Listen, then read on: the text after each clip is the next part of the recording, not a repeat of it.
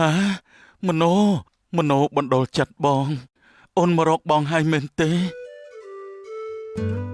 លើកដំបងហើយដែលខ្ញុំមានមនុស្សអោបយ៉ាងកក់ក្ដៅបែបនេះបងមុនអូនស្រឡាញ់បងហើយមโนបងនឹកអូនណាមណោ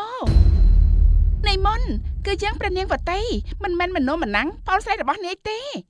ហាមិនបានជាពនាងវតីទៅវិញទូលបង្គំសូមព្រះជាទានទោសផងក្រាបទូលបង្គំស្វាំងភ្នែកឃើញពនាងស្មានថាជាមណោមែនទេមិនអីទេយើងមិនប្រកាន់ឡើយក្រោកឡើងមិនសមទេក្រាបទូលបង្គំកុំមាត់លឺពេកគឺយើងលួចមកទេយើងប្រាប់ឲ្យក្រោកគឺក្រោកបានហើយសូមអរគុណពនាងមិនខ្ញាល់នឹងទូលបង្គំដែលអំបញ្ញមិញនេះធ្វើមិនសមរម្យទៅលើពនាងទេហ៎យើងមិននឹងខ្ញាល់នាយទៅព្រោះថាយើងគឺយើងមកនេះមានកិច្ចការចង់និយាយជាមួយនាយមានកិច្ចការអ្វីទៅក្រាបទូលយើងប្រាប់ថាការប្រកួតផ្ដាច់ប្រថ្ងៃស្អែកនេះនាយត្រូវតែយកឈ្នះឲ្យបានឬទេហេតុអីបានជាពនាងមានបន្ទោលដូច្នេះក្រាបទូលគឺថាបើនាយឈ្នះមិនត្រឹមតែអាចក្លាយជាមេទ័ពធំទេគឺនឹងត្រូវក្លាយជារាជសន្និសាលោកឧបរាជថែមទៀតផងរាជសន្និសាត្រូវហើយនាយមិនរំភើបទេអីក្រាញ់ពនាងជាបុត្រីរបស់លោកឧបរាជមែនទេមែនពិតមែនហើយយើងជាបុត្រីតែមួយអង្គគត់របស់លោកឧបរាជដូច្នេះព្រះបិតាយើងមានបន្ទូលហើយបានអ្នកណាឈ្នះខ្លាចជាមេទ័ពធំបិតានឹងលើកយើងឲ្យទៅអ្នកនោះយើងចង់ឲ្យនាយឈ្នះខ្លាំងណាស់ព្រោះយើងពេញចិត្តលើនាយម្យ៉ាងទៀតនាយមានប្អូនស្រីក៏ជាសំណប់ចិត្តរបស់ព្រះអង្គដែរនេះជាបុណ្យរបស់បងប្អូននាយហើយអ្នកសំណប់របស់ព្រះអង្គបានន័យថាព្រះអង្គនឹងយកមโนទៅធ្វើជាព្រះមហេសីទ្រង់មែនទេប្រកាសណាស់អញ្ចឹងហើយបានជាយើងមកជួបនាយឲ្យត្រៀមខ្លួនហើយប្រឹងប្រែងឲ្យឈ្នះនាយមិនត្រឹមតែខ្លាយជាបងថ្លៃស្ដេចទេនាយនឹងបានយើងជាប្រពន្ធថែមទៀតព្រះមហេសីស្ដេចមโนអូននឹងខ្លាយជាព្រះមហេសីស្ដេចយើងត្រូវទៅវិញហើយរឿងយើងមកដល់នាយកុំឲ្យអ្នកណាដឹងឲ្យសោះឮទេក្រាបទូលពនាងយើងនៅមិនទាន់ប្រាប់នាយទេអំបញ្ញមិញណាយើងមិនខ្ញាល់នឹងនាយអោបយើងទេព្រោះយើងស្រឡាញ់នាយហើយគឺតាំងពីជួបលើកដំបូងម្លេះយើងទៅហើយស្ដេចយាងក្រាបទូល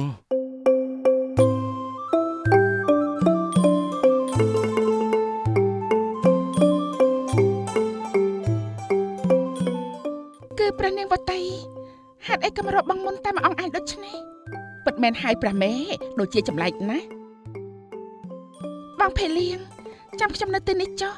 ខ្ញុំទៅជួបបងមុនសិនអ្នកមនាងកុំយូរពេកណាស្រូតណាព្រះមេមិនដូច្នោះទេព្រះអង្គនឹងយាងរកអ្នកមនាងមិនឃើញច្បាស់ជាកំបុតក្បាលទាំងអស់គ្នាមិនខានទេ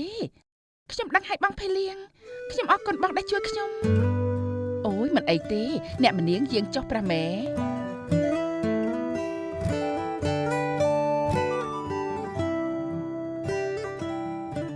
មโนរបស់បងអូនពិតជាសម្រេចចិត្តធ្វើជាព្រះមហេសីរបស់ព្រះអង្គពិតមែនណាអូនពិតជាមិនបានស្រឡាញ់បងសោះមែនទេបានជាអូនដាច់ចិត្តបែបនេះអ្នកណាដាច់ចិត្តទៅបងមុនហាមโนពិតជាអូនមែនទេស្មានថាខ្ញុំជាព្រះនាងវតីមែនទេបងគឺប្រហែលហើយ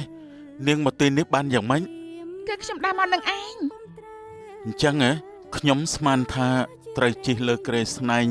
មានស្នំអាមាត្យហែហមហើយតើបងនិយាយនេះបានន័យថាម៉េចនាងដឹងហើយមិនបាច់មកធ្វើពើទេបងមុនខ្ញុំមិនមែនមកដើម្បីឆ្លោះជាមួយបងទេអញ្ចឹងនាងមកធ្វើអីទីនេះគ្មានអ្វីសំខាន់សម្រាប់នាងត្រូវមកទេខ្ញុំមកគឺខ្ញុំនឹកបងខ្លាំងណាស់ណាបងមុនបងមិនដឹងទេឬចឹងម៉េចខ្ញុំចង់ត្រឡប់ទៅផ្ទះរបស់យើងវិញស្អីគេឆាប់និយាយមកហើយចេញទៅតំណាក់ស្ដេចរបស់នាងវិញទៅ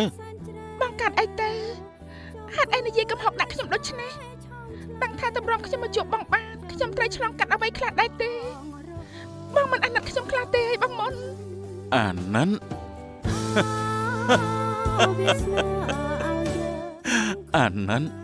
អ្នកណាគួរអាណិតទៅ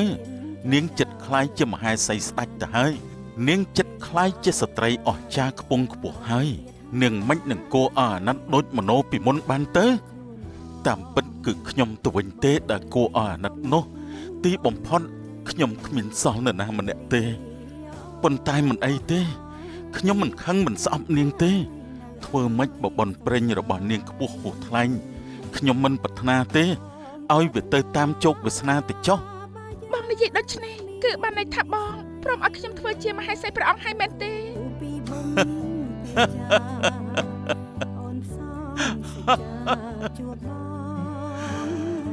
ព្រម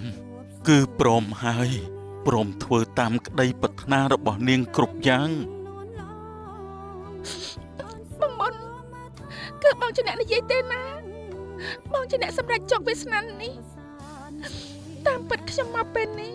គឺចង់ឲ្យបងឲ្យខ្ញុំបកលនាងទៅព្រះអង្គហើយមិនឲ្យខ្ញុំពាក់ព័ន្ធនឹងនាងទៀតមែនទេមិនមែនទេបងស្ដាប់ខ្ញុំសិនបានហើយខ្ញុំមិនស្ដាប់ការបកស្រាយរបស់នាងទៀតទេចេញពីកន្លែងខ្ញុំទៅបើមិនដូច្នេះទេខ្ញុំនឹងស្រែកប្រាប់គេថាអ្នកម្នាងឥតគេខ្មាស់មករកប្រុសទាំងប្រលប់បងមុន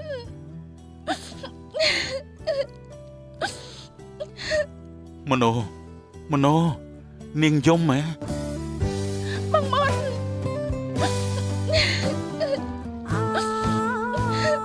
មโนនាងយំហ៎មែនហើយខ្ញុំអត់កែខ្មាស់មករកបងចុះព្រះនាងបតីមករកបងតើមិនអត់កែខ្មាស់ទេឬមួយបងស្រឡាញ់ព្រះនាងភ្លេចខ្ញុំហើយមโนបងមិនដាល់ស្រឡាញ់អ្នកណាក្រៅពីអូនទេក៏ប៉ុន្តែពេលនេះអូនជាអ្នកម្នាងទៅហើយអ្នកម្នាងលឿនឡើងអ្នកម្នាងខ្ញុំម្ចាស់ខ្លាចមានគេឃើញព្រះមេខ្ញុំរួចឥឡូវហើយបងភេលៀងយើងត្រឡប់ទៅវិញចុះអ្នកម្នាងមโนបងមុនបងហៅខ្ញុំថាម៉េចទុកចិត្តចុះអ្នកម្នាងទូបង្គំមិនរំខានសេចក្តីសុខរបស់អ្នកម្នាងទេស្ដេចយាងការសម្រេចចិត្តរបស់បងថ្ងៃនេះនឹងធ្វើឲ្យបងស្ដាយក្រោយអស់មួយជីវិតណាបងមុន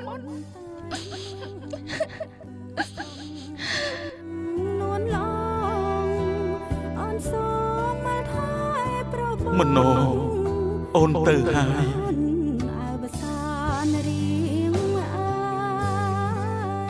ល្អបើបែបនេះទៅហើយខ្ញុំនឹងខំប្រឹងឲ្យខ្លាយជាមេតបធំឲ្យបានអ្វីផ្សេងទៀតខ្ញុំនឹងបំភ្លេចចោលឲ្យអស់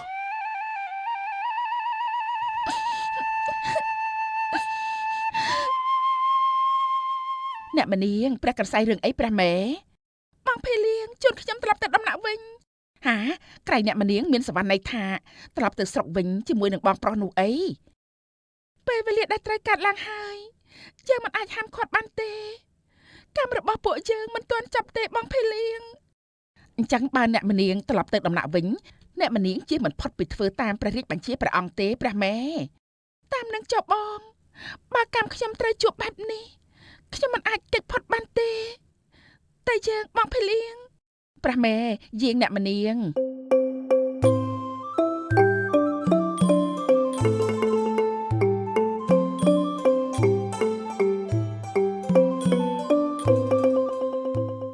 យើងឃើញនឹងឈុំច្បាស់ណាស់មិនអាចច្រឡំទេ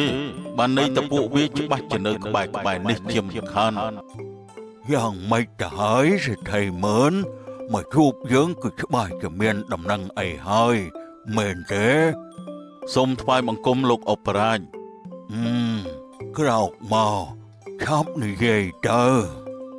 អ្វីដែលលោកអបរាជឲ្យខ្ញុំធ្វើឥឡូវខ្ញុំបានធ្វើរួចរាល់អស់ហើយហាលោករកឃើញផែនទីឃ្លាំងទ្របហើយមែនទេជាការពិតណាស់លោកអបរាជឯណានៅឯណាយកមកឲ្យយើងមក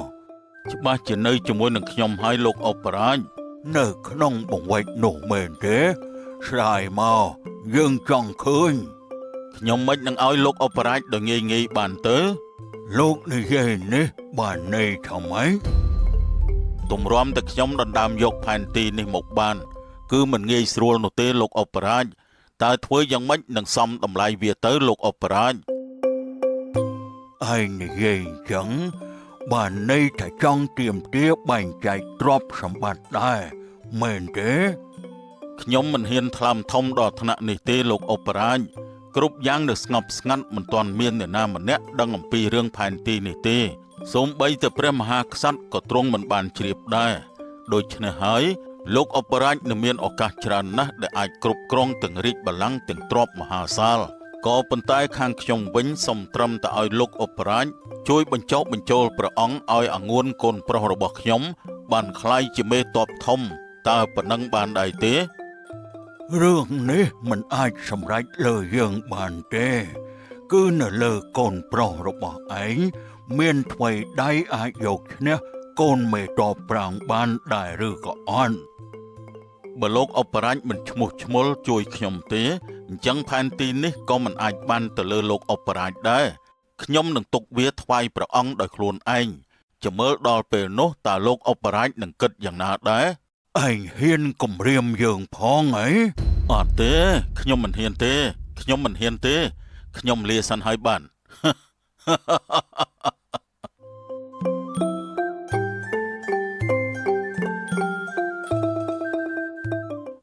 សេដ្ឋីមើលឯងគិតថាឯងជាអ្នកណាទើបហ៊ានមកគំរាមយើងបែបនេះពួកឯងបិទទ្វារបិទបង្អួចដំណាក់សម្រាប់ឆ្កែ ទទួលបញ្ជាលោកអបរាជ ថ្ងៃនេះមកបញ្ញាអារម្មណ៍បៃតាទាំងយប់ដូចនេះច្បាស់ជាព្រះបៃតារំភើបប្រតិយមិនខានទេ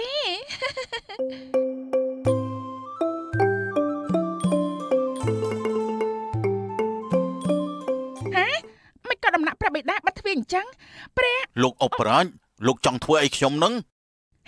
ជាសម្លេងអ្នកណាព្រះបិតាកំពុងធ្វើអីអញ្ចេះ ឯងចូលមកក្នុងរោងខ្លាចង់ចាប់ខ្លាគិតថាងាយស្រួលណាស់មែនទេសេដ្ឋីមើលយើងទុកឲ្យឯងរស់នៅស្រួលច្រើនឆ្នាំមកនេះព្រោះតែឯងធ្លាប់ជួយយើងសម្រាប់ស្ដេចអង្គមុននិងមេទ័ពធំប្រាំងជាឪពុកអាមុនហើយយើងបន្តទុកឯងឲ្យរស់ដល់សពថ្ងៃក៏ព្រោះតែចង់រកផែនទីឃ្លាំងទ្រព្យឲ្យឃើញដែរពេលនេះឯងចង់ក្បត់បែរក្បាលមករកខំយើងវិញឯងភ្លេចហើយមែនទេថាយើងនេះមានអំណាចធំជាងស្ដេចផែនដីទៅទៀត លោកអបរាជ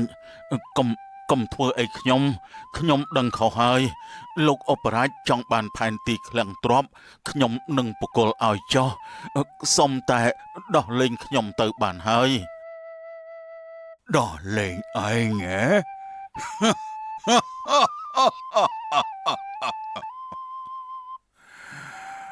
មនុស្សដូចជាឯងហ៊ានក្បត់ហ៊ានសម្លាប់មិត្តសម្លាញ់ដែលធ្លាប់ជួយឯងរឿងអីដែលឯងមិនហ៊ានក្បត់ជាមួយយើងនោះឯងដឹងរឿងច្រើនពេកហើយអាមើនដល់ពេលដែលឯងត្រូវទៅឋាននរកហើយក ុំធ្វើទៅ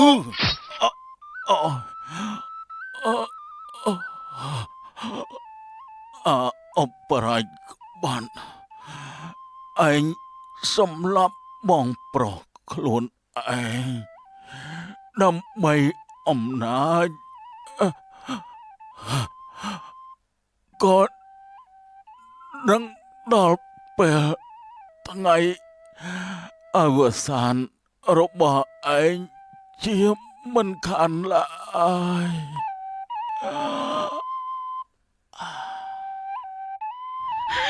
ព្រះបិតាសម្លាប់មនុស្សឯង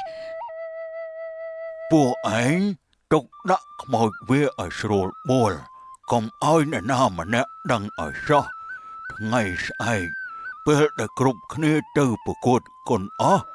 ពួកឯងយកខ្មោចវាទៅទុកក្បែរកន្លែងស្នាក់នៅរបស់អាមុនដែលជាកូនរបស់មេទ័ពប្រាំងនោះទៅ ទទួលបញ្ជាលោកអបរាជ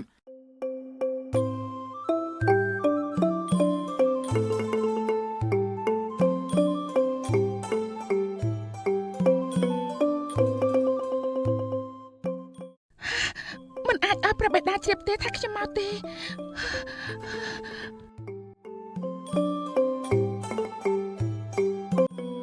ទីបំផុតផែនទីឃ្លាំងទ្រព្យคล้ายជារបស់យើងហើយ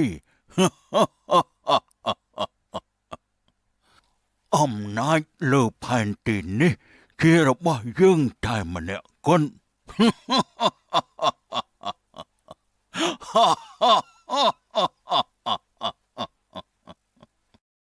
ហាផែនទីคล้ายអាចចង្រៃមើលឯងសំទៅស្លាប់មែនហើយហ៊ានយកផែនទីคล้ายមកបន្លំគំរាមយើងផងហ៎លោកអបរាជកុំធ្វើអីខ្ញុំដឹងខុសហើយលោកអបរាជចង់បានផែនទីឃ្លាំងទ្រព្យខ្ញុំនឹងបកគលឲ្យចោះសុំតែ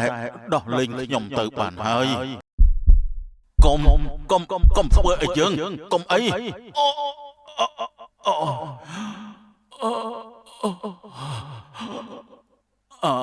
អបរាជបានឯងសម្លាប់បងប្រុសខ្លួនឯងដើម្បីអំណាចផែនទីឃ្លាំងទ្រព្យឯងសម្រាប់បងប្រុសខ្លួនឯងឯងហើយបានន័យថាព្រះបិតាសម្រាប់ម្ចាស់អ៊ំដែលជាព្រះបិតាម្ចាស់បងមែនទេមិនអាចទៅជាចឹងបាននោះបិតាមិនមែនចិត្តខកខើដល់ថ្នាក់នេះទេខ្ញុំមិនជឿទេខ្ញុំមិនជឿ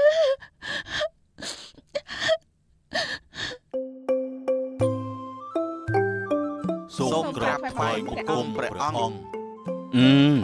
ល្អហើយចាប់ផ្ដើមចុះលោកអាញាលួងយើងពិតជាចង់ដឹងថាពួកគេទាំងពីរនាក់តើអ្នកណាមានថ្វីដៃខ្លាំងជាងគេទទួលព្រះរាជបញ្ជាព្រះអង្គម្ចាស់អូនវតីថ្ងៃនេះមិនក៏ប្រភ័ក្រដូចជាផ្កាសពូនអញ្ចឹង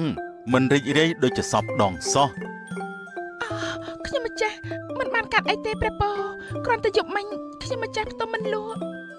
រំភើបប្រុសម្ចាស់ចិនម្ចាស់អូនប្រកួតថ្ងៃនេះមែនទេម្ចាស់ចិនអីបងជាម្ចាស់ចិនរបស់ស្រីផ្សេងហើយមែនទេការប្រកួតផ្ដាច់ព្រាត់ចិត្តចាប់ផ្ដើមហើយគូប្រកួតត្រៀមខ្លួនហើយនៅបានរួចរាល់ហើយអាមុនអាកំសាកអញបើកភ្នែកមើលអ្នកដែលអញស្រឡាញ់ទៅមនុស្សការប្រកួតជាលើកដំបូងគូប្រកួតត្រូវប្រើគុណដៃអ្នកណាវាយចំចំណុចសំខាន់ត្រូវ3ដងយើងចាត់ទុកថាអ្នកនោះជាអ្នកឈ្នះចាប់ផ្ដើមប្រកួត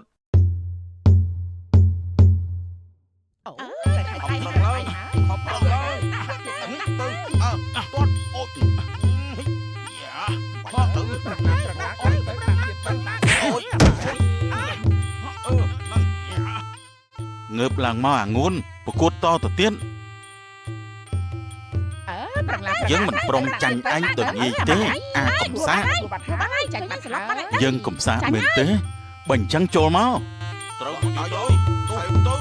តែមានទៅនេះមុនម្ដងទៅទៀតទៅអូយនេះមុនពិតជាអត់ចាស់ទេមកដល់ពីដៃហើយដល់មកដៃនេះទេខំប្រាំងឡើងនេះហើយទៅស្រួលហើយមុនអូយពុកណៃណាឆាប់មកជួយកូនផង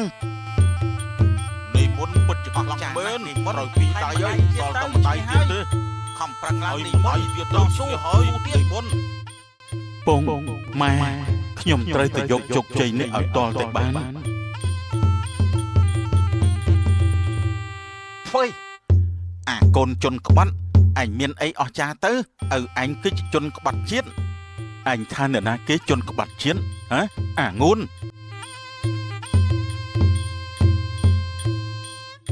គឺឪប្រាំងឯងនឹងហើយអាភ្លើអាងួនអញហ៊ានថាពុកយើងផងហ៎អូយនោះបីដៃល្មមស្លាប់បាត់ហើយស្លាប់បាន3ដៃគ្រាន់តែ3ដៃស្លាប់ចប់ការប្រកួតវគ្គទី1សូមឲ្យគូប្រកួតសម្រាប់បន្តិចសិនមុននឹងចូលដល់វគ្គបញ្ចប់តាពួកយើងរកកន្លែងអង្គុយស្រួលងើបសិនដែរចាំមើលសម្រាប់សិនថ្ងៃនេះខ្ញុំខ្នល់មិនឲ្យខុសទេនៃមុនច្បាស់ជាឈ្នះមិនខានយីអត្តពេកនេះ3ថ្ងៃជាប់ទាំង3ថ្ងៃនេះព្រាយលបាយចូលខ្លួនហើយតើមិនចេះខ្មាស់គេទេអីខ្មាស់អ្នកណាគេមិនមានតែខ្ញុំលេងម្នាក់ឯងទេណា មកកកោកគ្នាភ្នាល់លបាយញ៉ាទាំងអស់ហ្នឹងគ្រាន់តែគេមិននិយាយដូចខ្ញុំទេបែកនេះໄວទៅអីតឯង យើខ្ញុំជួយប្រាប់ទេប្រយ័ត្នតែបោះគូតខោទៅអើយឯងខាត់ខ្ញុំធ្វើអីខ្ញុំមិនទះសារចង់មើលក្មួយមុនណា មីងត្រូវស្ដាប់ខ្ញុំវាគ្រោះថ្នាក់ណាស់មីងឥឡូវចេះទៅទុកឲ្យខ្ញុំទៅមើលនឹងស៊ើបឲ្យបានច្បាស់សិនថាមានសុវត្ថិភាពឬក៏អត់មិនម៉ាខ្ញុំមកប្រាប់តំណែងដល់មីងវិញ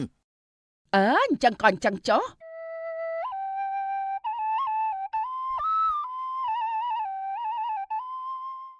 អ្នកម្នាងសោយទឹកបន្តិចទៅ អរព្រះគុណព្រះអង្គ អ្នកម្នាងសោយផ្លែឈើនេះបន្តិចទៅផ្អែមឆ្ងាញ់ណាស់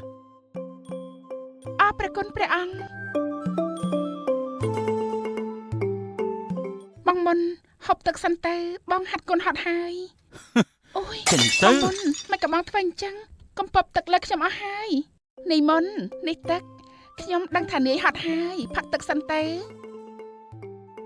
អរប្រគុណពនាងណាស់ មិនបាច់គួរសមទេខ្ញុំនៅគ្រប់គ្រងនាយណាខំប្រឹងឡើងណានេះមុន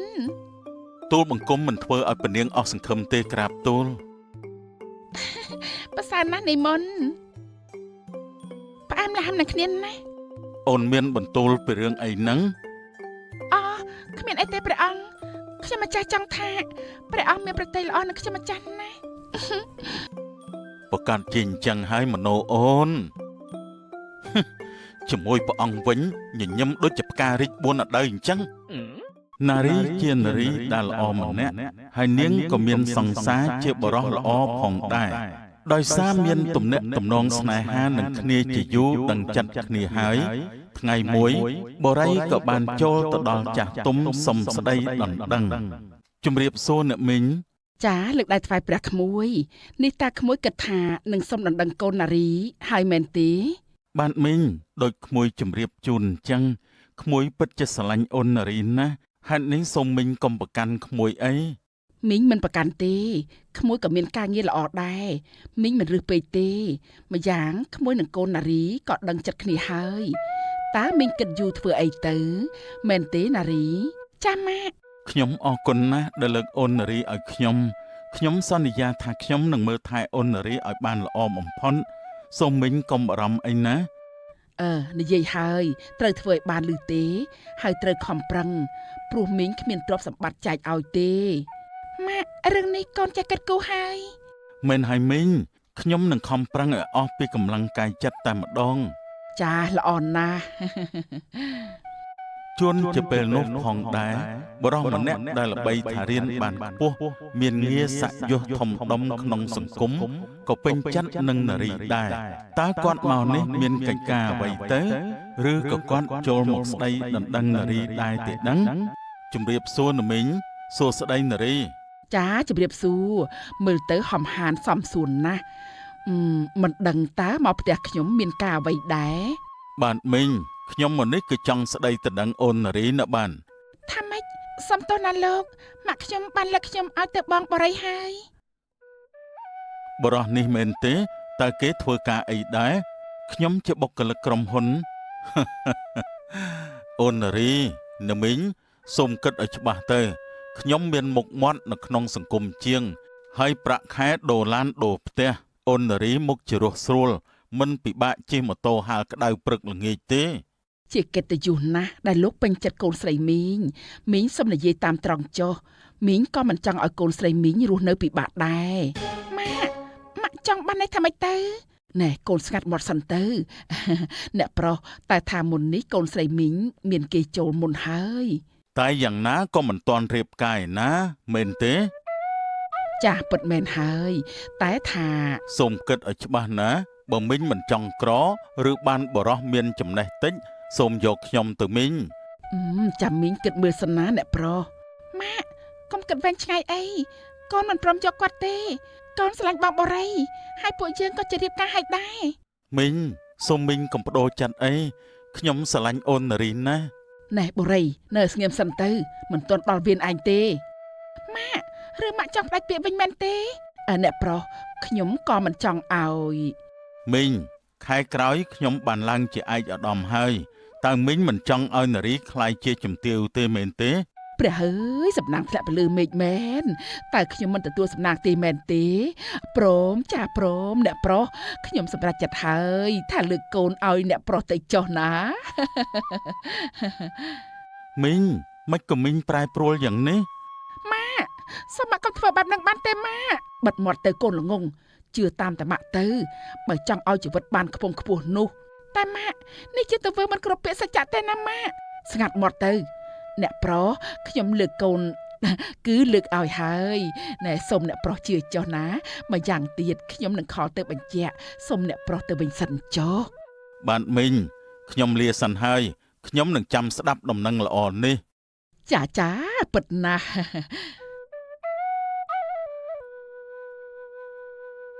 មីងខ្ញុំថាមីងនិយាយលេងទេមែនទេ ចេញទៅមុខដូចឯងណាគ្មានថ្ងៃកូនខ្ញុំមានបានទេសំទោសផងណាខ្ញុំជាម៉ាក់ខ្ញុំមិនចង់ឃើញកូនខ្ញុំលំបាកទេម៉ាក់កូនមិនអាចទេកូនមិនអាចយកលោកឧត្តមនោះទេម៉ាក់មិនអាចទេ ស្ដាប់តាមតែម៉ែទៅកូនមុខជាឡើងងារជាជំទាវមិនខានទេណាចំណែកនាយទៅវិញចុះ មីងកុំធ្វើអញ្ចឹងអីមីង មិនបាច់ទេខ្ញុំមិនទទួលយកការអង្វរកទេទៅចុះ មីងមេត្តាខ្ញុំផងណាមីង សូមម៉ាក់មេត្តាផងទៅណាម៉ាក់ណាសូមមេត្តាអើយដូចជាសំតប៉ែណាស់ណែឯងមើលមុខខ្លួនឯងទៅមើលតែមើលថាខ្លួនឯងមានស្អីខ្លះគួរតែឲ្យនាងមានវាសនាល្អជាងនេះទៅបានហើយចេញទៅ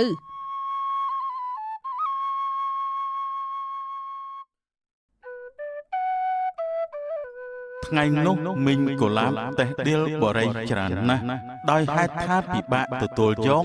បរិយក៏ចាក់ចេញទាំងឈឺចាំចំណែកមីងកូឡាបក៏បង្ខំឲ្យកូនស្រីរៀបការរហូតបានសម្រេច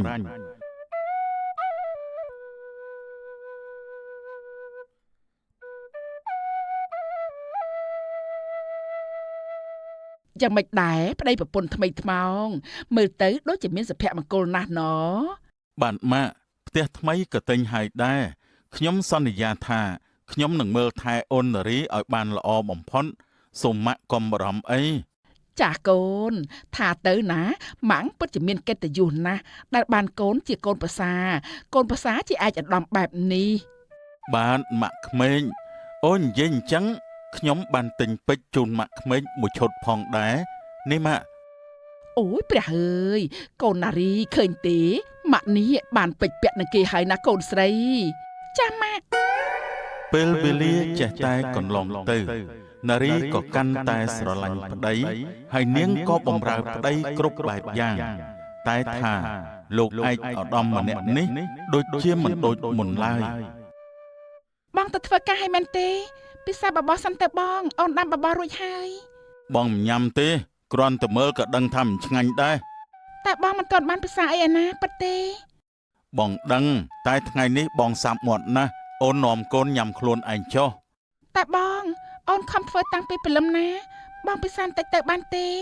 បងថាមិនញ៉ាំគឺមិនញ៉ាំហើយអូនឯងអីក៏រំខានម្លេះគួរឲ្យធុញទ្រាន់ណាស់ បងកុំស្រែកកំហុងចឹងបានទេអូនមិនស្រួលចិត្តទេ អូនមើលខ្លួនឯងទៅមើលធ្វើខ្លួនសាបទុយមួយសម្រស់ក៏មិនដូចមុនបងពិតជាគ្មានអារម្មណ៍ញ៉ាំទេបានហើយបងទៅធ្វើការហើយ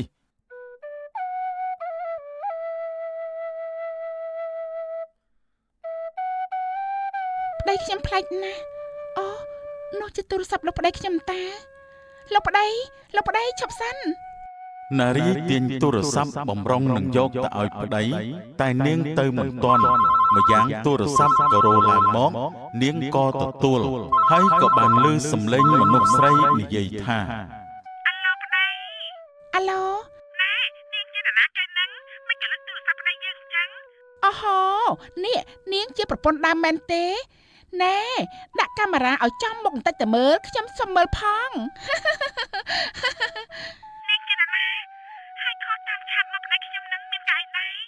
ចាខ្ញុំជាប្រពន្ធចុងគាត់នាងប្រពន្ធដើមសំឡេងខ្ញុំផ្អែមពីរោះដែរទេនាងថាទៅមើល បានជួបប្រពន្ធដើមទៅហើយដាក់ឲ្យអស់ដៃតែម្ដងទៅនេះប្រពន្ធដើមនាងនេះចង់ស្ដាប់មែនទេខ្ញុំមិនចង់ស្ដាប់មិនចង់អីទេទៅឈួតឯណាក៏ទៅចុះស្រីឡប់អូយមើលសម្ដីចុះប្រពន្ធសាបចឹងតាបានជាគេក្បត់សំមុខហើយណែនាងបើចង់ឲ្យប្តីស្រឡាញ់ដូចនាងនេះបដូររសជាតិឲ្យវាហឹលផ្អែមជាងនេះបន្តិចទៅនាងចង់បានប្តីខ្ញុំស្រេចឃ្លានចង់យកទៅអង្គាមដូចឆ្អឹងក៏យកទៅចុះចាំបាច់មកបញ្ឈឺខ្ញុំធ្វើអីនាងមិនដែលដឹងទេថាប្រពន្ធចង់គឺអញ្ចឹងហើយបើមិនបានអួតប្រពន្ធដើមគឺមិនអស់ចិត្តទេណែនាងចាំស្ដាប់ណាប្តីនាងយកឡាននាងជូនយើងទៅឲ្យលេងនៅសៀមរាបហើយនឹងជូនយើងទៅលេងអាមេរិកអូស្ត្រាលីទៀតផងអូយស្វីតណាស់តែយូរហើយនៅថាហើយមកជាចង់ដឹងណែនាងគឺជាលេសដែលប្តីនាងថាទៅធ្វើការនោះអីតែធៀបពិតណាជូនខ្ញុំទៅដើរលេងទេហើយទិញចិញ្ចៀនទិញឡានទូរស័ព្ទ brand ហើយមានបាច់ផ្ការាល់ថ្ងៃទៀតផងនេះគាត់មិនដែលធ្វើដាក់ខ្ញុំចឹងទេណាសំមុខហើយប្រពន្ធរសជាតិសាបឆឹងអញ្ចឹងសំមុខហើយដែលគេមិនស្វីតដាក់នោះស្រីចាស់អ្នកណាទៅលេបរួចនោះនាងមកក្រាស់មែននាងឈាមត្រជាក់ណាស់នាងមិនដឹងថាគេមានប្រពន្ធកូនទេមិនដឹងទេស្នេហ៍ខ្ញុំវាខ្លាំងខ្ញុំចេះថ្នមចេះថ្នាក់ហើយក៏ក្មេងហើយស្អាតប្រុសណាគេទ្រាំបានស្រីអត់គេខ្មាស់ណែនាងប៉ុណ្ណឹងបានហើយកុំថាខ្ញុំកុហកចាំខ្ញុំផ្ញើវីដេអូឲ្យមើលនៅរូបភាពដែលពួកយើងដើរលេងសពភីងញ៉ាំអីនិងឡើងក្រែជាមួយគ្នាឲ្យមើលណានាងស្រីប្រពន្ធដើមសាបមុខចាស់និយាយចំប្រពន្ធចង់ម្នាក់នោះក៏ផ្ញើមកពិតមែននារីឃើញហើយក៏កើតទុកឈឺចាប់ទឹកភ្នែកហូរដូចជាទន្លេហើយនាងពិតជាខកចិត្តខ្លាំងណាស់ព្រោះប្តីនាងមិនមែនលួចមានស្រីតែមួយលើកឬក៏ពីរលើកនោះឡើយម្ដងហើយម្ដងទៀតបងនៅតែលួចក្បត់ខ្ញុំមានលុយមានឋានៈតើវាល្អអីទៅបើគ្មានក្តីសុខផងនោះ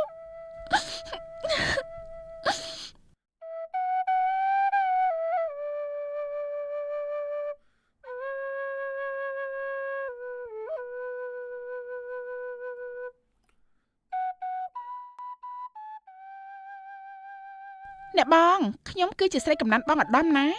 ថាម៉េចម្នាក់ទៀតហើយមែនទេអ្នកបងមេត្តាផងបងឧត្តមថាឲ្យខ្ញុំមកយកលុយ$500តែយូរហើយគាត់មិនផ្ញើឲ្យខ្ញុំសោះអ្នកបងគិតតែមើលខ្ញុំឈឺចាប់ប៉ុណ្ណាអ្នកបងព្រោះគាត់មានប្រពន្ធថ្មីទៅហើយនាងគួរតែទៅរកគាត់មិនគួរណាមករកខ្ញុំទេខ្ញុំមិនទំនេរស្ដាប់រឿងរបស់នាងបោកបាច់ឡប់ឡាយទេតែអ្នកបងជាប្រពន្ធដើមណាអ្នកបងមិនឈឺទេអីខ្ញុំឈឺរហូតដល់លែងចង់ឈឺទៀតហើយអ្នកបងមិនចង់បដូររបស់សាបចេញទេអីប្តីអ្នកបងថាអ្នកបងជាប្រពន្ធដែលរសជាតិសាបណាស់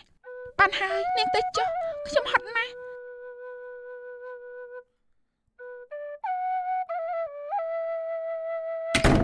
អ្នកបងកុំទាត់បាត់ទ្វារអីស្ដាប់ខ្ញុំនិយាយចាប់សិនទៅក្មេងនោះណាវាក្បាលរឹងណាស់អ្នកបងគួរតែបដៅវាចេញទៅខ្ញុំថានាងជាអ្នកទៅបដៅចុះខ្ញុំគ្មានពេលដើរទៅអប់រំមនុស្សក្បាលកញ្ចាស់ដែលកំពុងតែស្រេកឃ្លានតណ្ហានោះទេសំទោសខ្ញុំចង់សម្រាប់ហើយនារីមិនចង់និយាយអ្វីទៀតទេនាងឈឺហួសពីឈឺទៅហើយច្រឹកអញ្ចឹងតែបានជាគេមិនយកឈឹធ្វើដូចជាទ្រាំណាស់អើយសុំជូនពរឲ្យទ្រាំដល់បែកទ្រូងងាប់ទៅចុះនាងមករកស្អីនៅទីនេះជាផ្ទះរបស់ប្តីខ្ញុំទេស្អីគេកុំថានាងជាប្រពន្ធចុងដែរណាស្អីនាងចង់មានន័យថានាងក៏ជាប្រពន្ធចុងដែរមែនទេបានជួបល្អហើយនាងមែនទេដែលតែងតែសុំលុយប្តីរបស់យើងនោះតែនាងចង់ធ្វើអីគឺវាយនាងនឹងឯងដើមឆ្នាំ2026នេះខ្ញុំដាក់ឯងឲ្យណាននៃម្ដងថាមានប្រពន្ធចុងនឹងវាអស់ចាស់ប៉ុណ្ណាទៅណែហើយចុះនាងជាប្រពន្ធចុងដែរតាអីគឺយើងជាប្រពន្ធចុងល្អជាងនឹងឯង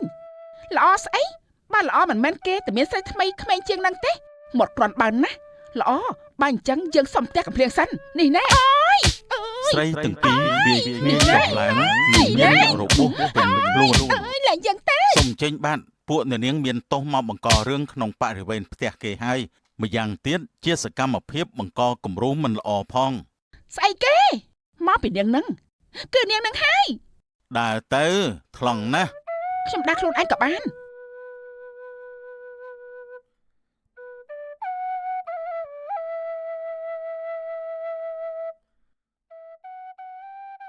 កន្លងមកនារីពិបាកចិត្តណាស់តែនាងមិនដែលឆ្លោះតវ៉ានាំឲ្យប្តីបាក់មុខឡើយតែពេលនេះប្រហែលជានាងឈឺពេកហើយទើបនាងដាច់ចិត្តទម្លាយរឿងអាស្រូវរបស់ប្តីឯកឧត្តមម្នាក់នេះទាំងស្រុងជាសាធារណៈតែម្ដង ខ្ញុំឈឺណាស់ខ្ញុំនឹងបង្ហោះផុសតាងដែលប្រពន្ធចង់ផ្ញើមកទាំងអស់ឲ្យអ្នកលេងបណ្ដាញសង្គមគេកាត់ក្តីចុះ នារីពិតជាសម្រេចចិត្តធ្វើមែនហើយរឿងដែលលោកឯកឧត្តមធ្វើគឺពិតជាមានការចែកចាយពាសពេញប្រទេសម្នាក់ចូលទៅខមមិនជេរប្រតិចនិងแชร์ចែកចាយគ្រប់ទិសទី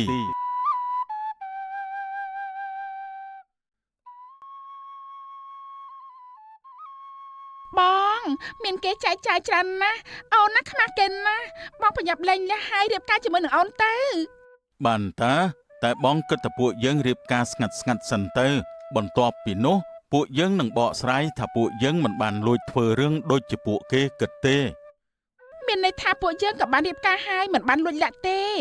បើបែបនោះអ្នកលេងបណ្ដាញមិនជេរទៀតទេប៉ុន្តែ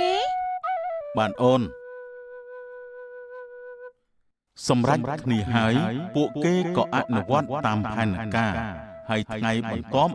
ឯកឧត្តមក៏បាននិយាយនឹងនារីដើម្បីលេងលះផងដែរពួកយើងលេងលះគ្នាទៅបងខ្មាស់គេណាស់ព្រោះអូនមិនចេះទុកមុខឲ្យប្តីទេអូនបែរជាបង្ហោះរឿងប្តីឲ្យគេជេរពេញប្រទេសបែបនេះ ចុះបងដែរទុកមកឲ្យអូនដែរទេបងក្បត់អូនឲ្យក្បត់ទៀតបងមិនដែលខ្វល់មិនដែលបារម្ភមិនដែលអាណិតមិនដែលផ្គប់ចិត្តអ្វីសោះតែបើស្រីក្រៅវិញសម្ដីឡើងផ្អែមរលួយហើយហ៊ានទិញរបស់ឲ្យគេប្រើគ្រប់យ៉ាងតើបងទុកខ្ញុំជាប្រពន្ធដែរទេហ៎ មើលខ្លួនឯងទៅមើលចាស់ក៏ចាស់សុភាពបែបនេះលេបមិនចូលទេតែចង់ឲ្យប្តីលើកទួលមែនទេ មនុស្សសណ្ដានក្បត់នៅតែក្បត់អញ្ចឹងទោះបីខ្ញុំស្អាតក៏គ្មានប្រយោជន៍ដែរប៉ាម៉ាក់ឆ្លោះគ្នាទៀតហើយមែនទេម៉ាក់ហេតុអីម៉ាក់យំម៉ាក់អត់បានយំទេកូនកូនស្រីតូចល្អរបស់ម៉ាក់ ប៉ាអត់បានឆ្លោះទេកូនកូនទៅគេងចុះណា ចាប៉ា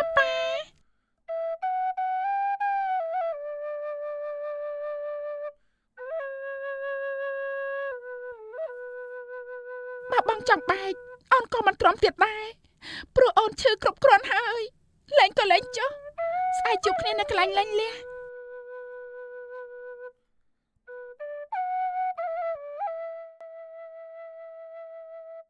លេងគ្នាឲ្យពួកយើងកំជួបគ្នាទៀតអីចំណែកទ្រព្យសម្បត្តិបងគ្មានសិទ្ធទេ បាន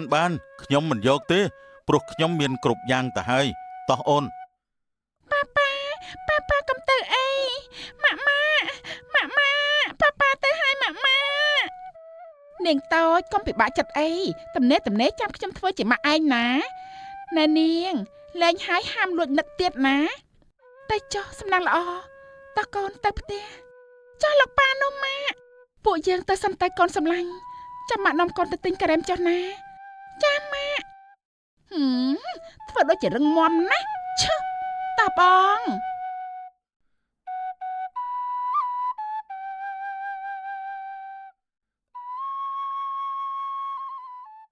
ស្រីក្មេងនោះគឺជានាងសោះបងអាដាមពិតជាមាត់ប្រៃមែនចង់តាំងបានតែម្ដងណោះប្រព្រានលោកគង់តែមានថ្ងៃអន្តរាយទេចំណែកនាងនេះក៏ផ្អែមណាស់ដែរអញ្ចឹងបានជាតាក់ប្តីគេបាននោះណែនាងយើងចង់ដឹងណាស់នាងវាមានស្នេហ៍ស្នុកអីណាស់ណាទៅខ្ញុំសុំហើយនេះណែអូយនាងមិនបានជានាងមកខ្ញុំអញ្ចឹងឈួតហើយមែនទេ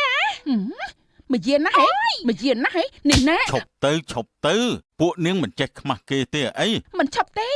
ពួកយើងត្រូវតែបដៅអាប្តីក្បត់នឹងមួយស្រីក្មេងនេះឲ្យវាសមចិត្តទៅបានអូយ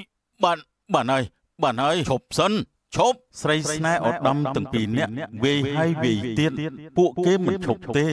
លុះឃើញថាបង្កសម្ដាប់ធ្នាប់មិនល្អពួកគេក៏ត្រូវបញ្ជូនទៅប៉ុស្តិ៍ប៉ូលីសទាំងអស់គ្នា កូនដឹងទេទង្វើមិនសមគឺប៉ូលីសចាំចឹងហើយកូនម៉ាក់តា ប៉ូលីសកំពុងតែចាប់ប៉ាមែនទេប៉ាបង្ករឿងអីមែនទេម៉ាក់ទោះមិនអាចលើកលែងបានឲ្យមនុស្សអាក្រក់ទេកូនម៉ាក់ជនបង្កហិង្សានៅសាធារណៈបង្កអសន្តិសុខផ្ដល់គំរូមិនល្អពិតជាសមនឹងទទួលការអប់រំបែបនេះហើយ ណារី បងបរិយមិនក៏បងនៅទីនេះ ព្រោះបងជាមន្ត្រីនៅទីនេះអូនសុខសប្បាយជាទេអូនមិនអីទេមែនទេបងបានឃើញរឿងអូននៅក្នុងបណ្ដាញសង្គមហើយ ពិតជារឿងដ៏អស្ចារ្យណាស់បងធ្វើឲ្យបងសាច់ចំអកហើយ អត់ទេប្រហែលជាព្រំលិខិតលេងសើចនឹងយើងហើយអូនបងដឹងថាវាមិនសមតែបងក៏នៅតែនឹកបងមិនទាន់មានគ្រួសារទេតើអូនអាចផ្ដល់ឱកាសឲ្យបងបានទេ អូនមិនសន្យាទេព្រោះអូនទៅតែលែងលះអូននៅឈឺអូនដែលមានរបួសធំណាស់ហើយអូនក៏មានកូនហើយដែរ បងអាចចាំបានទោះយូរប៉ុណ្ណាឬក៏អូនមានកូនប្រមាណអ្នកហើយក៏ដោយចុះ បងបរិយបើបងពិតជាទទួលបានអូននឹងផ្ដល់ចម្លើយនាពេលក្រោយបងយល់ហើយពិតទេ បាទអូនបងនឹងរងចាំអូនណាបរោះយល់ចិនបរោះលះបង់ហេតុនេះរបួសនារីក៏ជាម្ដងបន្តិចទៅតាមពេលវេលាហើយជាចុងក្រោយនាងក៏បានបរិយជាប្តីនឹងរស់នៅយ៉ាងសុខសាន្តតរៀងទៅ កូនស្រីប៉ាឯងនឹងម៉ាក់បានសម្រេចចិត្តថាលើកកូនឲ្យទៅលោកដាណេតហើយព្រោះលោកដាណេតនេះជាស្ត្រីវ័យក្មេងមួយជីវិតនេះកូននឹងរស់នៅសុខស្រួលដូចជាព្រះនាងអញ្ចឹងណាកូនស្រីតែម៉ាក់គាត់ជាអ្នកមានបែបនេះមកជាមនុស្សសម្បូរស្នេហ៍មិនខានទេកូនខ្លាចណាស់ហើយខលខូចក៏ខលខូចទៅកូនសំខាន់គេមានលុយកូនចង់ចាយមកជាតិទៀតក៏មិនអស់ផងតែកូនមិនចង់បានរបស់គាត់ទេព្រោះកូនមានមនុស្សដែលកូនស្រឡាញ់ហើយមិនក៏និយាយបែបនេះទៅកើតស្នេហាជាមួយអាភេងរត់កង់3នោះមែនទេឆាប់បែកគ្នាព្រាមទៅម៉ាក់មិនអនុញ្ញាតទេចេះរកកន្លែងក្រឃើញកូនណាយកូនតែពួកយើងចោះសម្រងគ្នាណាកូនក៏ស្រឡាញ់គាត់ណាស់ដែរមិនសម្ដៅលែលុយទេឆាប់លេបសម្ដីនោះភ្លាមហើយឈប់គិតពីអាគ្មានកំណត់នោះទៀតទៅស្ដាប់បានទេម៉ាក់មិនចង់ឮឈ្មោះវាទៀតទេគឺចប់ម៉ាក់កុំដាច់អហង្ការពេកបានទេកូនសំវកូនបានជាស្រឡាញ់គ្នាជាមួយគាត់ហើយមិនបានថាមិនបានគឺមិនបានហើយគឺចប់ដោយសញ្ញាខណ្ឌម៉ាក់កុំបបាយកូនអីបានទេក្រៅពីបងផេងកូនគ្មានចិត្តលើអ្នកណាទាំងអស់គ្មានទេម៉ាក់ជូតទឹកភ្នែកហើយតែងខ្លួនឲ្យស្អាតល្ងាចនេះលោកដាណេតផ្ដល់កិត្តិយសមកផ្ទះយើងជាពិសេសកូនចាំទទួលឲ្យបានល្អបំផុតនេះគឺជាបញ្ជាម៉ាក់ចិត្តអាក្រក់ណាស់ម៉ាក់មិនដាច់យល់ពីបេះដូងរបស់កូនឡើយតែម៉ាក់ធ្វើដើម្បីកូនទេណាកូនម្ដាយម៉ាក់ចង់ឲ្យកូនបានល្អរស់នៅលើកំណោមាសប្រាក់ ទោះបីជាសោភាយំខ្លាំងយ៉ាងណាក៏អ្នកស្រីម៉ាឡៃមិនបដូរចិត្តដែរលុះល្ងាចបន្តិចលោកដាណេតក៏បានមកដល់ល្មម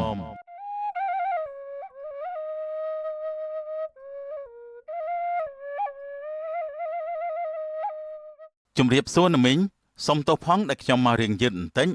ចាមិនអីទេមកអង្គុយសិនមកក្មួយ ចុះអូនសុភានៅផ្ទះដែរទេណាមីងខ្ញុំដូចជាមិនឃើញនៅផ្ទះសោះនេះ អូកូនសុភាកំពុងតែធ្វើម្ហូបចំណែកលោកដាណេតអញ្ជើញមកនេះគិតគូររឿងថ្លៃបណ្ណាការល្អទេកុំឲ្យខាតពេល បាទណាមីងចង់បានប្រមាណដែរបរិយវីឡាឡានឬក៏មាសពេជ្រខ្ញុំឲ្យបានទាំងអស់ព្រោះទ្រព្យសម្បត្តិខ្ញុំទាំងអស់ក៏ដូចជារបស់អូនសុភាដែរណាមីងកុំបារម្ភពីរឿងហ្នឹងអី អើប្រសើរណាស់មីងសុំតែដុល្លារណែបូរីពេចមក ចំណែកអាថ្ងៃរៀបការមិនយូរទៀតទេណាលោកក្មួយដាណេត គឺថាខ្ញុំមិនសូវមានពេលទេអញ្ចឹងខ្ញុំសុំចុះអ៊ីតាសវិលមុនបានទេ ចាអញ្ចឹងក៏បានដែរមានអេតាសវិលក៏ល្អបំផុតហើយ អ្នកស្រីម៉ាឡៃបានគិតគូរការរៀបការឲ្យកូនស្រីរួចជាស្រេចចំណែកសោភាវិញនោះមិនដាច់ចិត្តចោលសង្សារនាងឡើយ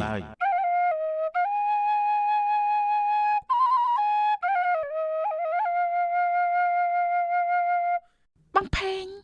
អរគុណហើយដែលជូនអូនមក ថ្ងៃនេះមិនបានជាអូនចម្លែកម្លេះ ជិះតាមផ្លូវអូនមិនស្ដីរកបងសោះតើអូនកាត់អីប្រាប់បងមកមើល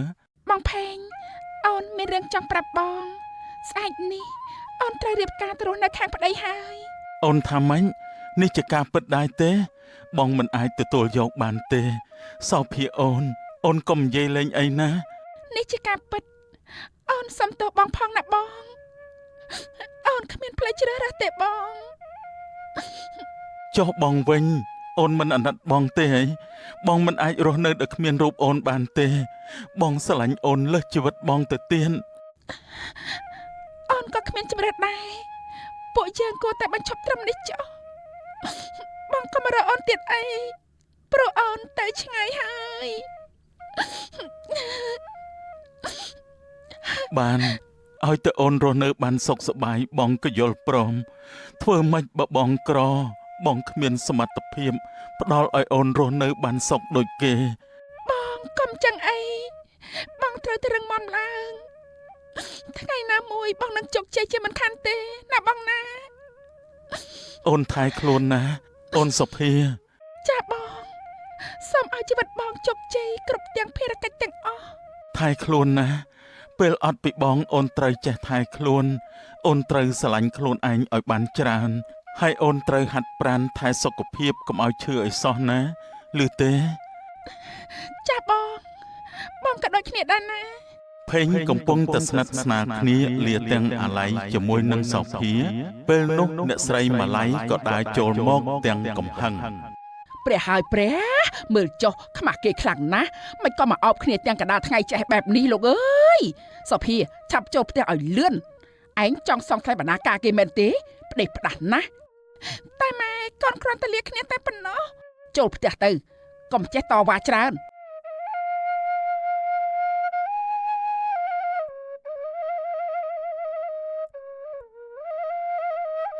ណែអាផេងអារហាមឯងមកក្បែរកូនអញទៀតហើយណែ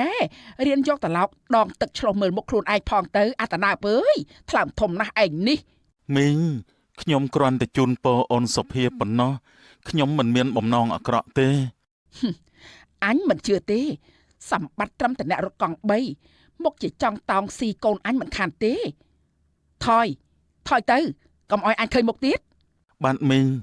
ខ្ញុំលាមីងហើយ មិនបាច់លីមិនបាច់ផ្ដាំស្អីទាំងអស់ចេញទៅអូយស្អុយក្រណាស់វើយ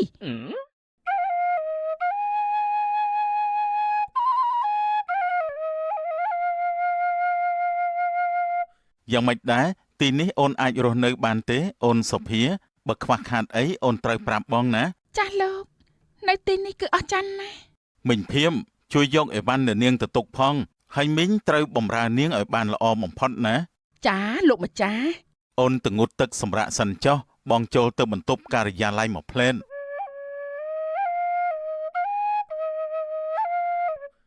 លោកស្រីតាមសប្បាយចុះបើមានការអីហៅនាងខ្ញុំប្រើចុះចាចាអរគុណអ្នកមីង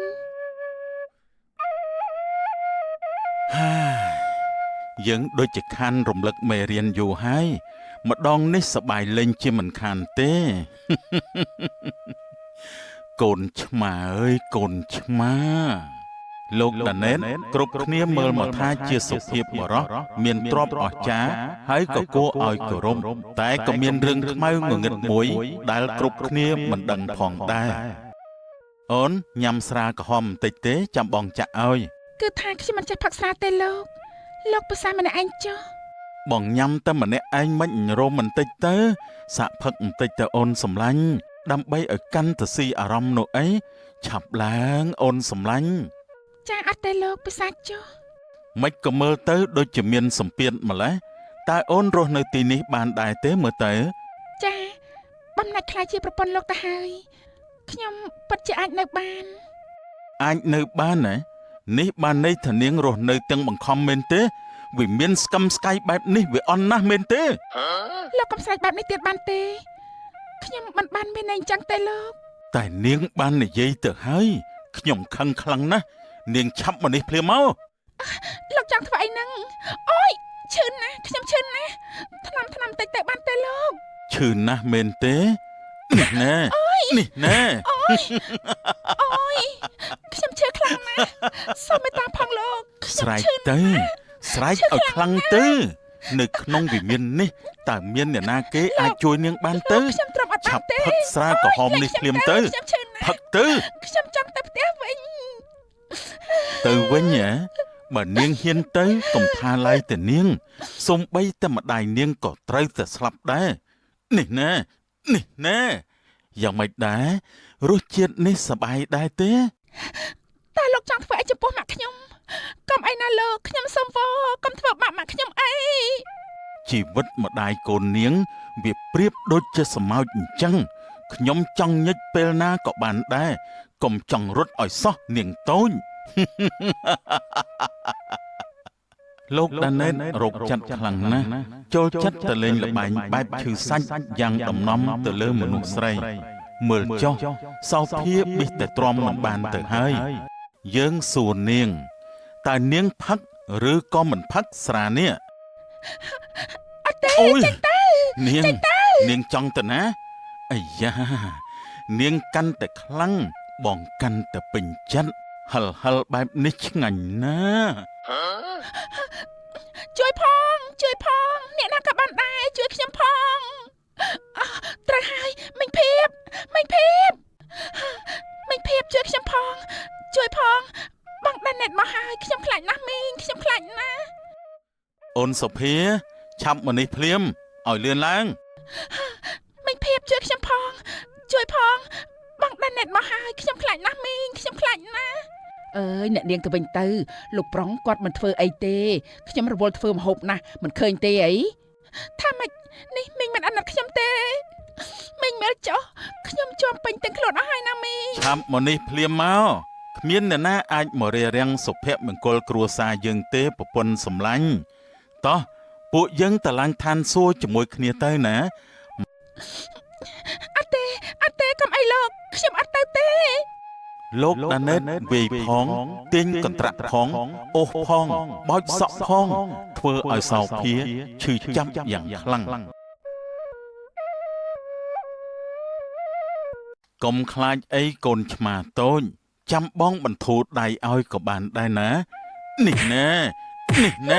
លោកបានហើយខ្ញុំសុំ ហ៊ានរត់ចេញផងមែនទេ អើយខ្ញុំខ្លាចហើយលោកខ្ញុំខ្លាចហើយខ្ញុំឡើងហ៊ានទៀតហើយលោកខ្ញុំឡើងហ៊ានទៀតហើយ អាពាហ៍ពិពាហ៍ដែលគ្រប់គ្នាគិតថាមានសំណាងនោះតែធៀបពិតមិនខុសពីនរកអវជ័យនោះឡើយ លោកម្ចាស់ថ្ងៃនេះមានសត្វសុកថ្មីចូលមកធ្វើការហើយ រឿងនេះមិញចាត់ការចុះ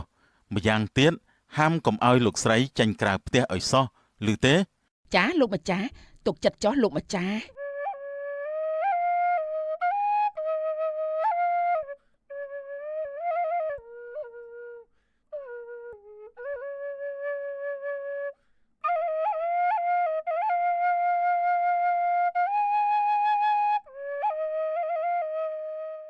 អូនសុភាបងមកវិញហើយមកធ្វើតសៃឲ្យបងបន្តិចមកអូនថ្ងៃនេះបងមិនសប្បាយចិត្តទេ ចាបានលោក យ៉ាងម៉េចហេតុអីក៏ធ្វើមុខបែបនេះតើអ្នកណាគេយកទៅសម្លាប់មែនទេ គឺខ្ញុំគ្រាន់តែមិនស្រួលខ្លួនទេលោកអត់អីទេ បើអញ្ចឹងចាំបងធ្វើឲ្យស្វាងចុះឆាប់មកនេះមកនេះភ្លាមហើយងាប់ឲ្យហើយតែម្ដងទៅ ខ្ញុំឈឺណាស់អូយមិញភៀបជួយខ្ញុំផងអូយមិញភៀបជួយខ្ញុំផងមីងអូយ លោកដាណេតបានយកខ្សែក្រវ៉ាត់មករឹតកសុភាស្ទើរតែដាច់ខ្យល់តែសំណាងល្អក៏មានឮសំឡេងគោះទ្វារឡើងមកអាណាគេមកគោះទ្វារហ្នឹងដាច់សង្វាក់អស់អាលីងវើយចង្រៃមែនគឺខ្ញុំទេលោកម្ចាស់មានគេខលមកពីក្រុមហ៊ុនទៀនអូនសំឡាញ់យប់នេះបងនឹងមកលេងជាមួយអូនទៀនរងចាំបងណាសោភាកំពុងតែឈឺចាប់នាងមិនដឹងទេថាសង្សារចាស់កំពុងតែនៅខាងក្រៅលុះសម្គាល់ដឹងថាលោកដាណេតទៅបាននៃភេងក៏លួចចូលមកសោភាអូនយ៉ាងម៉េចទៅហើយ បងភេងមិនក៏បងមកដល់ទីនេះបងអាចមានគ្រោះថ្នាក់ដល់ខ្លួនបានណាបង បងបារម្ភពីអូនណាស់ទើបបងសុំគេមកធ្វើជាសន្តិសុខនៅផ្ទះនេះអូនពិបាកណាស់មែនទេបងអាណិតអូនណាស់សោភាតើអូនមានអ្វីឲ្យបងជួយទេ អូនមិនអីទេបង ព្រោះនៅទីនេះគ្រោះថ្នាក់ខ្លាំងណាស់ អត់ទេបងនឹងនាំអូនចេញពីទីនេះឲ្យបានពួកយើងឆាប់រត់ទៅ អត់ទេបងបើអូនចេញពីទីនេះម្ដាយអូនគ្មានសុវត្ថិភាពទេលោកដាននេះសាហាវខ្លាំងណាស់ហើយក៏មានឥទ្ធិពលទៀតផងពួកយើងមិនអាចគេចផុតបានទេ មានន័យថាអូនត្រូវរស់ដោយក្តីវេទនាបែបនេះមែនទេ បងកុំអារម្មណ៍អីនេះជាការចាប់ផ្ដើមទំព័រជីវិតដ៏ខ្មៅងងឹតតែប៉ុណ្ណោះទោះសេចក្តីនៃជីវិតអូនមិនអាចបរោះនោះធ្វើអ្វីបានតាមចិត្តឡើយ តែបងពិតជាពិបាកមើលអូនស្រក់ទឹកភ្នែកបែបនេះណា លោកដានណេតបងវិញឥឡូវហើយបងបញ្ញាប់ចេញទៅវិញទៅលឿនឡើងកុំឲ្យមានគ្រោះថ្នាក់តន់ណាបង បានបងនៅចិត្តនេះទេមានរឿងអីបងនឹងមកជួយអូនភ្លាម ចាបងមានបងនៅចិត្តនេះអូនកក់ក្ដៅហើយបងទៅចុះ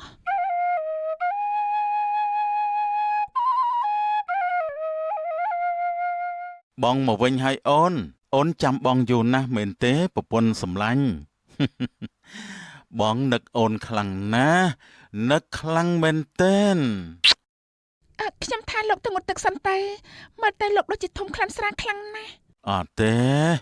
បងមិនទាន់បានលេងឆ្អែតផងមកចិត្តបងបន្តិចមកកូនឆ្មាតូចបងលមាស់ដៃណា អើយខ្ញុំឈឺណាស់កុំវាយខ្ញុំទៀតអីអើយបានហើយកុំវាយខ្ញុំទៀតបានទេខ្ញុំសំពេព្រោះខ្ញុំជាមនុស្សមិនមែនជាម៉ាស៊ីនទេអើយ បងមិនវាយអូនទេបងគ្រាន់តែច្បាច់កអូនបន្តិចប៉ុណ្ណោះតាលឿនឡើងអូន អើយលោកដូចជាមិនស្រួលហើយខ្ញុំនឹងនាំលោកទៅពេទ្យសរសៃប្រសាទល្អទេ ថាម៉េចនេះនាងចង់ថាយើងឈួតមែនទេនេះណែស្រីចង្រៃ ខ្ញុំឈឺណាស់ឲ្យល្មមបានហើយលោក មើលងាយយើងថាឈួតមែនទេងាប់ទៅស្រីឈួត អើយកុំវាយខ្ញុំទៀតអីកុំវាយខ្ញុំទៀតអីអូឈឺណាស់ កុំបារម្ភអីបងវាយអូនមែនតែបងនឹងទិញរបស់មានតម្លៃឲ្យអូនបានគ្រប់យ៉ាងណាអូនគ្មានមូលហេតុក៏ដោយមានក៏ដោយ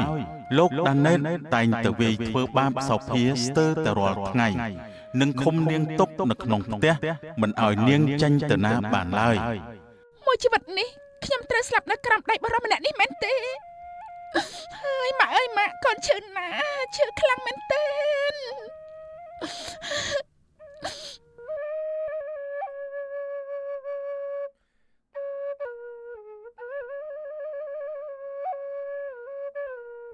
តានេះជាបន្ទប់អីទៅគួរឲ្យខ្លាចណាស់នោះជា USB អីទៅ សោភាបានយក USB នោះចាក់មើលឃើញថាក្នុងវីដេអូគឺជាសកម្មភាពទាំងអស់របស់លោកដាណេតដែលធ្លាប់ធ្វើទារុណកម្មផ្លូវភេទនិងសម្លាប់មនុស្សស្រីទៀតផង ព្រះអើយគួរឲ្យខ្លាចណាស់ពិតជាថោកទាបមែនលោកដាណេត សោភាកំពុងតែមើលទាំងភ័យខ្លាចនាងក៏បានលឺសម្រាប់ជើងលោកដាណេតកំពុងតែដើរចូលមក ព្រះអើយមានមនុស្សមកហើយតើគិតធ្វើបែបណាទៅ អូនសោភាអូននៅក្នុងនេះមែនទេចេញមកតើអូនបានដឹងអ្វីខ្លះមែនទេចេញមក ព្រះអើយកុំចូលមកអីខ្លាចណាស់លោកអើយខ្ញុំខ្លាចណាស់ អូនសូភាអូននៅក្នុងទូនេះមែនទេកុំបារម្ភអីបងនឹងយកកាំបិតចាក់អូនឲ្យស្លាប់នៅក្នុងទូនេះតែម្ដងណាអូនបងប្រកាសណាស់ថាអូននៅក្នុងនេះ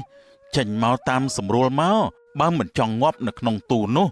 លោកដាណេតបំរុងទៅគាស់ទ្វារទូទៅហើយតែក៏ស្រាប់តែមានឆ្មាមួយក្បាលលោតចេញមកទៅវិញយេតាមពិតជាឆ្មាទេអីយើងស្មានថានាងសុភាវាដឹងរឿងតាងាប់ទៅអាឆ្មាគំរក់លោកដាណេតបានចាក់សម្លាប់ឆ្មានោះរួចក៏ចាក់ចេញបាត់ទៅឃើញថាមានសុវត្ថិភាពសោភាក៏បានចេញមកវិញ ព្រះអើយខ្ញុំបេះតែនឹងស្លាប់ទៅហើយខ្ញុំត្រូវទៅយកផុសតាំងទាំងអស់នេះទៅឲ្យប៉ូលីសឲ្យទៅបាន សោភាបំរុងតែចាក់ចេញពីបន្ទប់ទៅហើយតែជាអកុសលលោកដាណេតក៏បានចេញមករួចក៏យកខ្សែមករឹតកនាងយ៉ាងខ្លាំងចង់ដឹងរឿងគេណាស់ហ៎អញនឹងសម្លាប់ឲ្យងាប់ លែងខ្ញុំទៅថ្ងៃវិនិច្ឆ័យរបស់លោកនឹងមកដល់ហើយនេះទេ ឈប់សិនលោកដាណេតកុំសម្លាប់មនុស្សអីអាសន្តិសុខ ឯងមកនេះជួយចាប់នាងឲ្យយើងកុំឲ្យវាប្តឹងប៉ូលីសបានឲ្យសោះឆាប់ឡើងភេងឃើញថាលោកដាណេតជាមនុស្សព្រៃផ្សៃគេមិនបានចូលជួយទេគេបានយកខ្សែមកចាប់ចងលោកដាណេតទៅវិញណាអញធ្វើអីហ្នឹងមិនក៏ចាប់យើងចងបែបនេះអញក្បត់យើងមែនទេលេងអញភ្លាម បងផេងយើងទៅប្តឹងប៉ូលីសទៅយើងត្រូវចាប់វាដាក់គុកឲ្យបានអូនមានផុសតាំងអស់ហើយ នេះពួកឯងខົບខិតគ្នាក្បត់យើងមែនទេពួកឯងគឺជាសហាយនឹងគ្នាមែនទេមិញភៀបតើមានរឿងអីទៅលោកម្ចាស់ ឆាប់ទៅយកកំភ្លើងមកបាញ់សម្លាប់ពួកវាឲ្យអស់ទៅឲ្យលឿនឡើងមិញភៀប ប៉ាមានជួយគេមីងក៏ត្រូវជាប់គុកដែរព្រោះពេលនេះខ្ញុំមានផុសតាំងអស់ហើយ មិញភៀបមិញចង់រមិលគុណមែនទេឆាប់ឡើងមិញភៀបនេះជាបញ្ជាណា គឺខ្ញុំមិនអាចទ្រាំមើលលោកម្ចាស់ដើរផ្លូវខុសទៀតទេខ្ញុំសុំទោសណាលោកម្ចាស់ខ្ញុំបានខលប្តឹងប៉ូលីសហើយចំណែករឿងដែលខ្ញុំពាក់ព័ន្ធខ្ញុំក៏ចូលខ្លួនសារភាពដែរ មិញឈួតហើយមែនទេផ្ដេសផ្ដាស់ខ្លាំងណាស់ចង់ដេកគុកមែនទេកុំនិយាយច្រើនមនុស្សអាក្រក់ដូចជាឯងនេះដល់ថ្ងៃរលីហើយមិញភៀបបានខលប្តឹងប៉ូលីសហើយទីបំផុតលោកដាណេតរោគចិត្តក៏ត្រូវបានតុលាការកាត់ទោសតាមច្បាប់ផងដែរពេលនេះអូនមានសេរីភាពហើយអូនលែងរស់នៅក្នុងភាពភ័យខ្លាចទៀតហើយ មិនឲ្យបងផេងអរគុណបងណាស់ដែលមិនបោះបង់ចោលអូនបងល្អនឹងអូនណាស់ មួយជីវិតបងនេះបងមិនអាចស្រឡាញ់អ្នកផ្សេងក្រៅពីអូនទេអូនមានទុកបងក៏មានទុកអូនបានសុខបងក៏សប្បាយចិត្ត បងផេងពួកយើងត្រឡប់ទៅផ្ទះម៉ាក់ជាមួយគ្នាវិញទៅបងអូនពិតជាខ្លាចទីនេះណាស់ បានអូនមានបងអូនកុំខ្លាចអី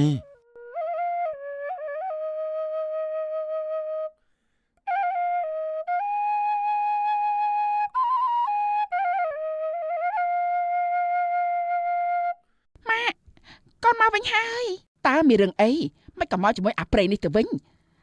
ចុះឯណាកូនប្រសាសម្រាប់ចិត្តម៉ាក់នោះកូនប្រសាសម្រាប់ចិត្តម៉ាក់ឥឡូវចូលគុកបាត់ហើយថាម៉េចណែកុំលេងសើចណាគេជាអ្នកមានមិនក៏ជាប់គុកទៅវិញម៉ាក់គាត់ជាជនល្មើសទេស្រីជាច្រើនត្រូវបានសម្លាប់ដោយស្នាដៃគេហើយក្នុងនោះក៏មានកូនដែរតែកូនសំណាងល្អដែលបានបងភ័យមកជួយកូនទាន់ពេលវេលាណាម៉ាក់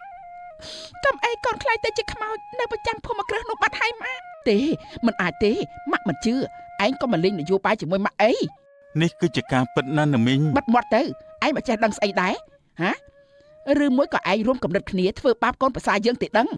នេះម៉ាក់មិនបានមើលព័ត៌មានទេម៉ាក់មើលនេះទូរស័ព្ទចុះព័ត៌មានចុះផ្សាយហើយពុទ្ធោមិនក៏បែបនេះទៅវិញអើយមិនគួរឲ្យជឿទេម៉ាក់មានប្រសាសន៍ថាចង់ឲ្យកូនបានសុខ តែមិនក៏កូនបានសុខអញ្ចឹងហើយចុះកូនរស់នៅក្នុងទំនំខ្ពស់នោះមិនពេញចិត្តទៀតមែនទេម៉ាក់មើលកូនទៅមើលកូនមិនខុសពីធ្លាក់នរកទាំងរស់ទេម៉ាក់មើលចុះរាងកាយរបស់កូនពោពេញទៅដោយស្នាមជាំការវាយធ្វើបាបតើម៉ាក់មិនអាណិតកូនទេម៉ាក់អ្នកពុទ្ធោកូនម្ដាយ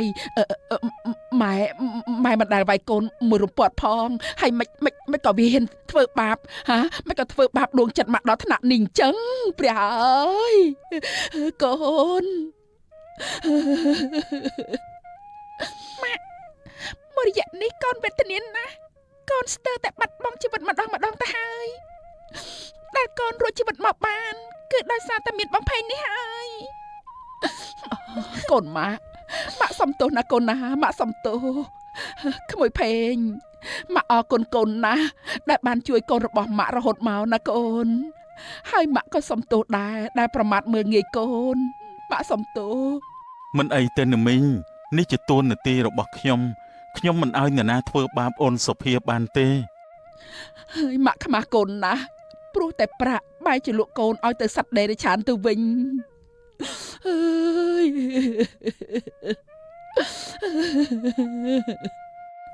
ម៉ាក់ឆ្លងកាត់រឿងលឹកនេះសូមម៉ាក់ឈប់រារាំងស្នេហាកូនទៀតទៅបានទេបានម៉ាក់សំទោសហើយម៉ាក់ឈប់រារាំងស្នេហារបស់កូនទាំងពីរទៀតហើយណាកូនម៉ាក់